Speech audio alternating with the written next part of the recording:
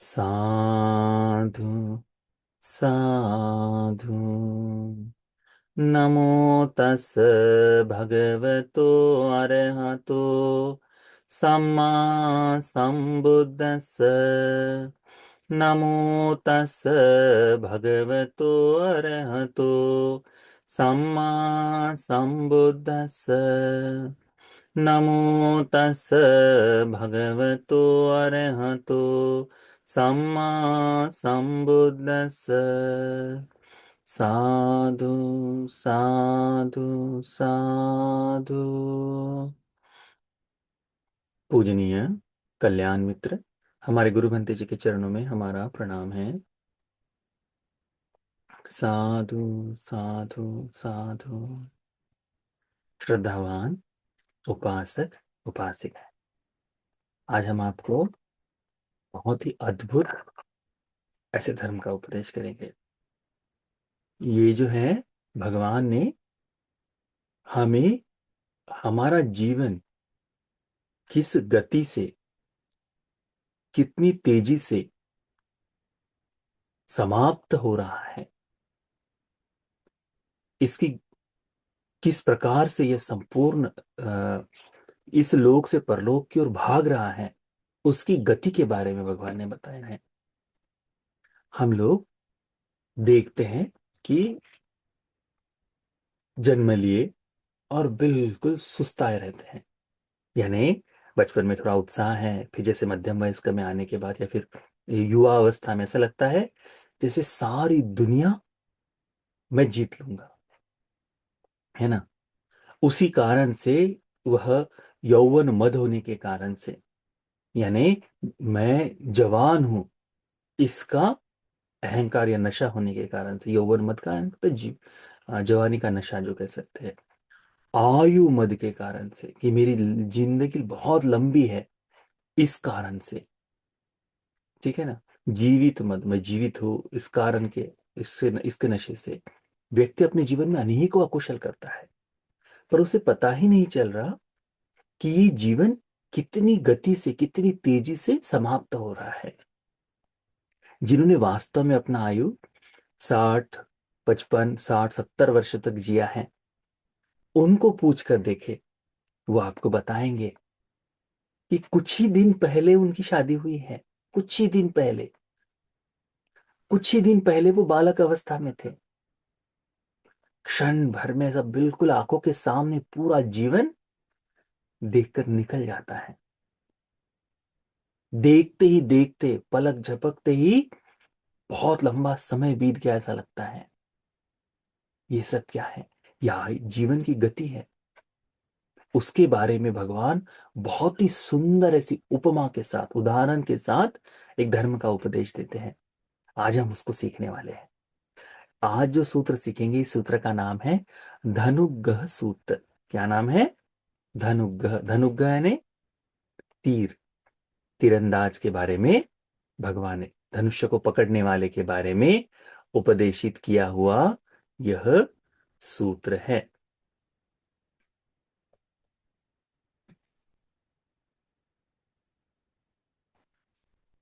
तो भगवान बुद्ध जी यह सूत्र जो है श्रावस्ती में ही, जेतवन में अनाथ पिंडक के द्वारा दिए गए आश्रम में विराजमान थे, उस समय उपदेशित किया। भगवान बुद्ध जी ने भिक्षुओं को आमंत्रित किया, भिक्ख वो कहते हुए और भदंत कहते हुए उन भिक्षुओं ने उत्तर दिया। भगवान बुद्ध जी उन भिक्षुओं को पूछते हैं, कहते हैं, सेयथापि भिक्खवे, भिक्षुओं ऐसा समझो कि कोई चत्तारो दल्ल धम्मा, धनुग्रह, चार बड़े ताकतवर, धनुग्रह यानी तीर चलाने वाले व्यक्ति हो, सुशिक्षिता, तीर तीरंदाजी की कला में सबसे निपुण हो, कतहत्ता, और ये जो है कत उपासना चतुर्दिशा ठितु थिता अस्सु, ये जो चारों लोग हैं, दूर तक, यानी एक तीर छोड़कर जितना दूर तक जाकर जा सके, तो चार दिशाओं में वे लोग खड़े हैं, ठीक है। तब वहां पर, अब ये चार दिशाओं में चार, यानी चार दिशाएं, उत्तर पूर्व पश्चिम दक्षिण, इसमें चार तीरंदाज जो बिल्कुल ताकतवर है। ऐसा नहीं कि लल्लू पंजू होकर के, या फिर ऐसा थोड़ा सा ना बचपन में हम लोग करते हैं, छोटा सा तीर बनाते हैं, ऐसा लेते हैं, ऐसे छोटा सा छोड़कर देखते हैं, वैसे नजदीक गिरता है, वैसे नहीं, कि बड़ा दूर का निशान, वो तीर जो है ना, उसे बींध पाए, लक्ष्य बींध पाए, इतना ताकतवर और बिल्कुल सिद्ध हस्त, यानी अपनी तीरंदाजी की कला में बिल्कुल निपुण, यानी बुलसाई जिसे कहते हैं, या फिर जो निशाना हो, इस निशाने से थोड़ा सा भी न चुके, इतना अच्छी तरह से सीखा हुआ व्यक्ति है। तो ये लोग चार दिशाओं में खड़े हैं, चारों लोग एक दूसरे की ओर देखते हुए, ठीक है। तो इनका सेंटर पॉइंट एक होगा। तब उस समय, अब ये चार तीरंदाज खड़े हैं इस समय, अथ पुरिसो आगच्छे, तब कोई एक व्यक्ति आए और वो कहे, अहं इमेसं चतुर्नंग दल्लधम्मानं धनुगाहन सुसक्षितानं कतहत्थानं कतुपासनानं चतुर्दिशा कंडे खित्ते अपतिष्ठिते पठवियं गहित्वा आहरिस्सामाति।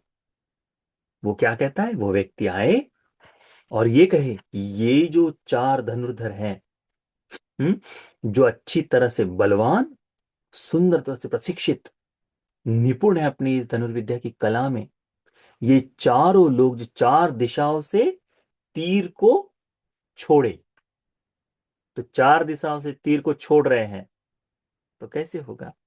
तो शायद हो सकता है एक दूसरे की ओर पीट करके खड़े हो और चार दिशाओं में चार तीर छोड़ रहे हो, ठीक है। ये व्यक्ति कहता है कि ये चारों जब तीर छोड़े एक साथ, ये चारों तीर जाकर एक समय में नीचे गिर जाएंगे। वह ये कहता है कि मैं भाग कर, दौड़ कर इन चारों तीर को नीचे गिरने से पहले पकड़ लूंगा। समझ रहे हैं, यानी ये चार आदमी खड़े हैं, चारों एक दूसरे की ओर पीठ करके खड़े हैं और चार दिशाओं में तीर फेंक रहे हैं। तो ये व्यक्ति भागते हुए, एक तरह से भागकर एक पकड़ेगा, दूसरा ऐसा घूमकर, तो एक पूरे गोलाई में घूमकर वो चारों तीरों को पकड़ ले, तो उसकी गति क्या होगी। अब चारों तीर इकट्ठा फेंक रहे हैं, तो नीचे गिरते समय एक ही समय पर गिरेंगे। कोई व्यक्ति इन चार दिशाओं में भागकर इन चारों तीरों को जमीन पर गिरने से पहले पकड़ ले, तो उसकी गति क्या है। भगवान पूछते हैं, भाई, तांकिंग मन्यत भिक्षवे जवनो पुरिसो परमीन जवनो समन्नागतोति अलंग वचनायति।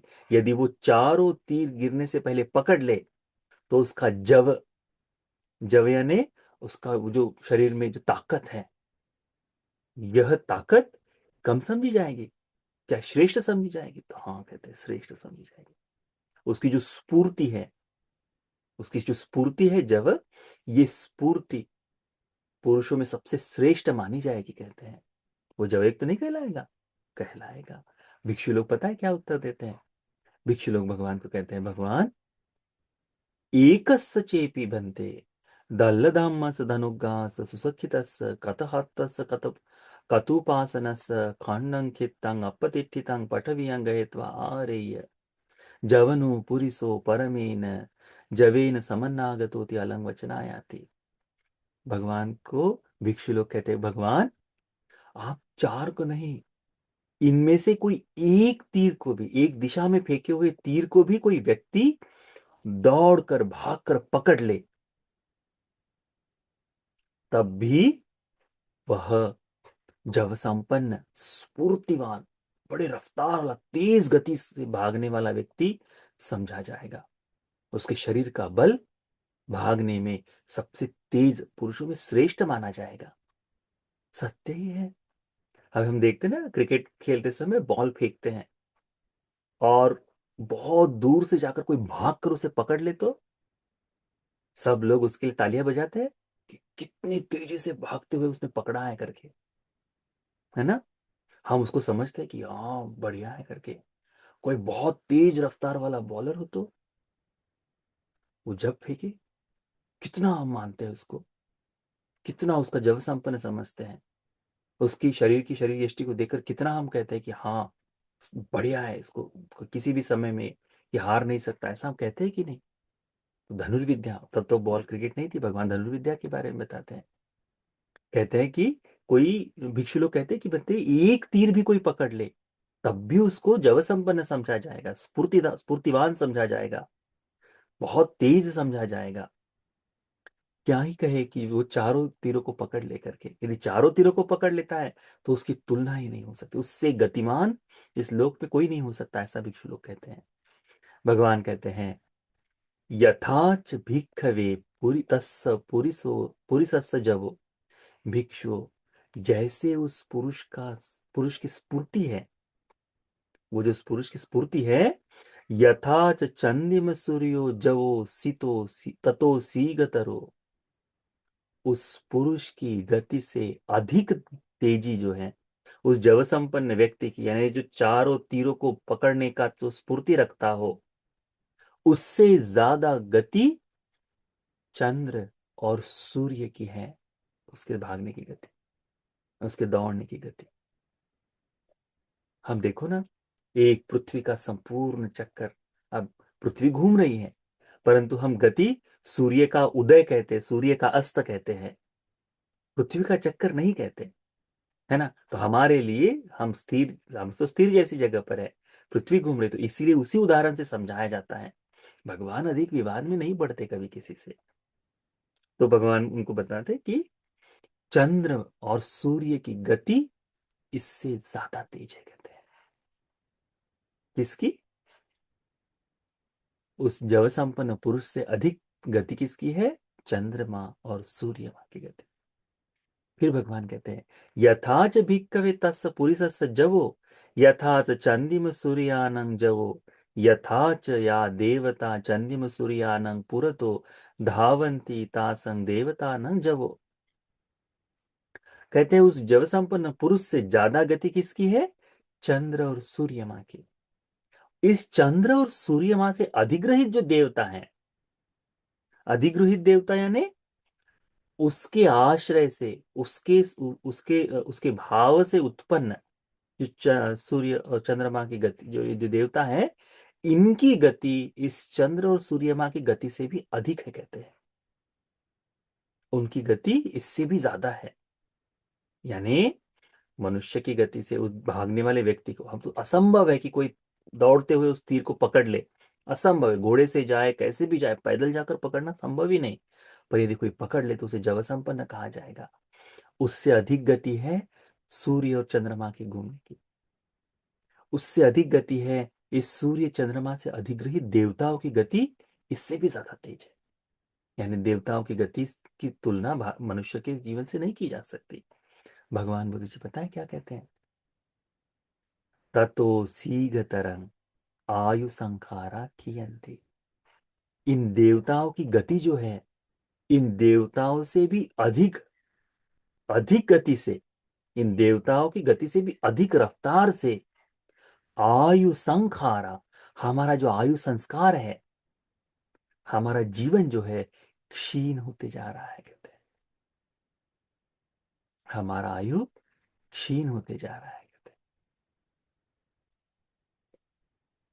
कितनी अद्भुत बात है ये, कितनी गंभीर बात है ये, कितनी सत्य बात है ये। हमारा जीवन कितनी रफ्तार से बीतते जा रहा है। भगवान के ततो शीघ्र तरंग आयु संखारा खीयंती, इससे भी अधिक शीघ्रता से आयु संस्कार खत्म हो रहा है। भगवान क्या कहते हैं? तस्मात् यह भिक्खवे एवं शिक्षितव्यं, इसीलिए भिक्षु तुम्हें ये सीखना चाहिए। क्या सीखना चाहिए? अपमत्ता विहरिष्यामाति, कि मैं अप्रमाद पूर्वक जीवन जीऊंगा। इस सूर्य चंद्रमा की आयु से गति से भी अधिक गति से यदि हमारा जीवन नाश हो रहा है, तो हमने कैसे जीना चाहिए? हर एक दिन, हर एक दिन पूर्ण जीवन जीते हुए, यानी हमारे प्रतिदिन में कुछ न कुछ पुण्य का ऐसा भाव उत्पन्न हुआ होना चाहिए कि जिसे देखकर हमें लगे कि आज का दिन व्यर्थ नहीं गया, आज मैंने कुछ न कुछ अर्जित किया है करके।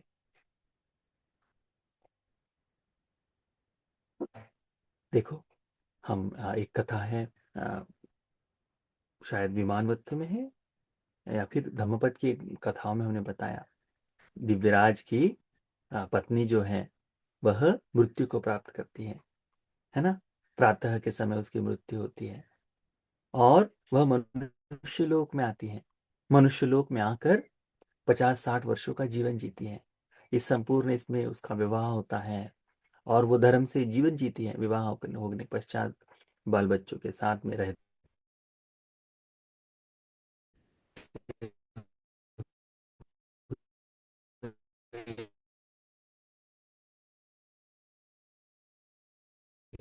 धर्म के अनुसार जीवन जीते हुए संपूर्ण में जन्म लेती हैं।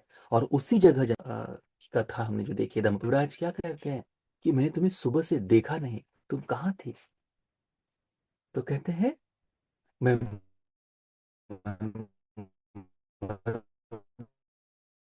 मैं मर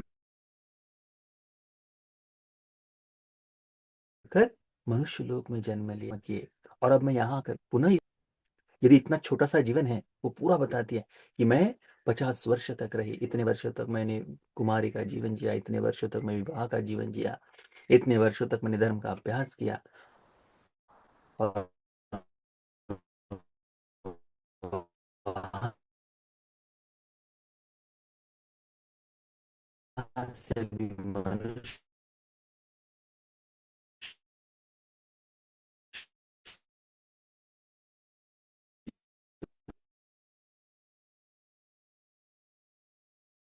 लोग से आंख आई हो।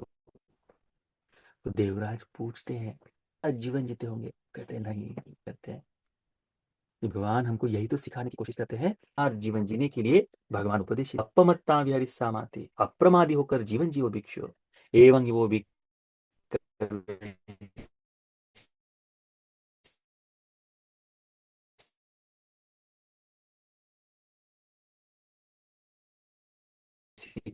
किताब बनती।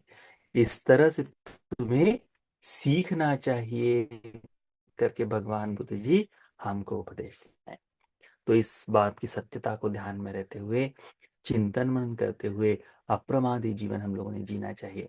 तो यह जो धनुग्रह सूत्र है, यह सूत्र हम सभी को इस जीवन की क्षणभंगुरता के बारे में, इस जीवन की रफ्तार के बारे में, गति के बारे में समझने के लिए उत्तम